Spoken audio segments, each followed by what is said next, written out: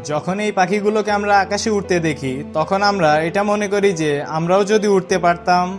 Wait, এদেরও কি উড়তে ভালো লাগে? মানে এই ওড়ার মধ্যে কি ওরা কোনো মজা পায়? পৃথিবীর সবচাইতে বড় মহাদেশ এশিয়া, যেখানে আমরা থাকি, এখানকার 40 থেকে 50% পাখি শীত আসলে গায়েব হয়ে যায়। হ্যাঁ, ব্যাপারটা শুনতে একটু আজব লাগছে, কিন্তু এটা কোনো সাধারণ কথা নয়। শত বছর ধরে এই মিস্ট্রিয়াস কাহিনীর কোনো সমাধান মেলেনি। কোনো বিজ্ঞানী আজ পর্যন্ত এই প্রশ্নের উত্তর দিতে পারেনি যে শীত আসলে পাখিগুলো কোথায় চলে যায়। একটা সময় মানুষ ভাবত সূর্য পৃথিবীর চারিদিকে ঘোরে নাকি পৃথিবী সূর্যের চারিদিকে। 17 দশকের বিজ্ঞানী চার্লস মর্টন এটি বলেছিলেন যে পাখি শীতের সময় চাঁদে চলে যায়। What a theory! এর 300 বছর পর 20 দশকের এক বিজ্ঞানী এটা বলেন যে শীত আসলে পাখিরা ছোট ছোট গর্তের ভিতরে ঢুকে যায়। যাই হোক, সাধারণত আমরা এই মিস্ট্রিয়াস ফেনোমেননকে বার্ড মাইগ্রেশন বলে থাকি। মাইগ্রেশন বলতে এক জায়গা থেকে অন্য জায়গায় স্থানান্তর বোঝায়। এই রহস্য আমরা তখনই জানতে পারি যখন জিপিএস আর ন্যানো টেকনোলজি আবিষ্কার হয়। বিজ্ঞানীরা পাখিদের শরীরে লোকেশন ট্র্যাকিং এর চিপ লাগিয়ে দেওয়ার ফলে যেই তথ্য বেরিয়ে আসে তা আসলেই ভাবিয়ে তোলার মতো। পাখিদের জীবনের এইরকম ভয়ানক সত্য আপনি হয়তো আগে কখনো শোনেননি।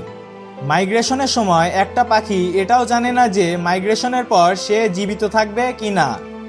প্রতি বছর শীতে ইউরোপ ও এশিয়া মানে ইউরেশিয়া থেকে প্রায় 400 কোটি পাখি মাইগ্রেশন করে থাকে, যা বিশ্বের জনসংখ্যার অর্ধেক। পাখিদের শরীরের রক্ত আমাদের শরীরের রক্তের চেয়ে অনেক বেশি গরম, আর এই কারণে তারা বেশি ঠান্ডা সহ্য করতে পারে না। মূলত এই কারণেই এদের পুরো মহাবিশ্ব ঘুরে বেড়াতে হয়। লাখ লাখ কিলোমিটার পাড়ি দিয়ে এরা এক স্থান থেকে অন্য স্থানে চলে যায় শুধুমাত্র নিজের জীবন বাঁচিয়ে রাখার জন্য। আপনি এটি জেনে অবাক হবেন যে জন্মের পরে প্রথম যে পাখিগুলো মাইগ্রেশন করে তার মাত্র 20 থেকে 25% পাখি বাঁচতে পারে, আর যারা অ্যাডাল্ট বা প্রাপ্তবয়স্ক তাদের মাত্র অর্ধেকই বেঁচে থাকে। দূরত্ব তো রয়েছেই, এছাড়াও মাইগ্রেশনের সময় এদের নানা রকম বিপত্তি আসে, ঝড়, বৃষ্টি, তুফান ইত্যাদি। আশ্চর্যকর বিষয় হলো শীত আসার আগেই পাখিগুলো জানতে পারে যে শীত আসছে। এই কারণে মাইগ্রেশনের 2 থেকে 3 সপ্তাহ আগে এরা যে পরিমাণ খাদ্য খেতে পারে তার চেয়ে 2-3 গুণ বেশি খাদ্য খেয়ে নেয়।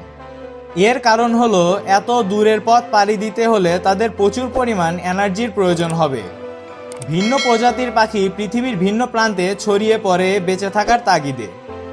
এমনও পাখি আছে যারা মাইগ্রেশনের সময় হিমালয়ের উপর দিয়ে উড়ে যায়, যা মাটি থেকে প্রায় 9000 মিটার উপরে, যেখানে মাউন্ট এভারেস্টের উচ্চতা 8848 মিটার। ওয়ারবোলার বার্ডস মাইগ্রেশনের সময় এরা 4000 কিলোমিটার পথ পাড়ি দিয়ে থাকে।